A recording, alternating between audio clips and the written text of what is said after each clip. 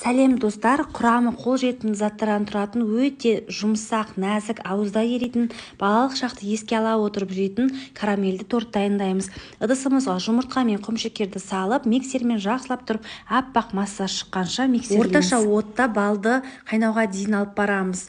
Ас содасын салып араластырамыз. Осылай көп ішіп ұлғаяды, түсі өзгереді. Құрғақ қоспаларды өзара араластырамыз. Жұмыртқалы массамызға ертілген сары майды құйып араластырамыз.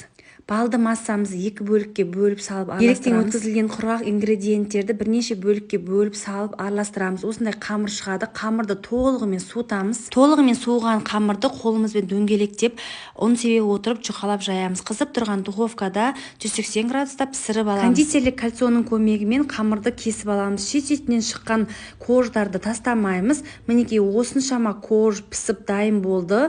Кождардың барлығын осындай блендердің көмегімен еземіз. Крем жасау үшін варенканы миксерлейміз. Сметананы салып тағы да араластырып, осындай крем жасап аламыз. Енді крем қылып тортымыз жинаймыз. Крошкаларын ең бетіне осылай сеуіп шығамыз. Өте дәмді торт болды. Ас болсын.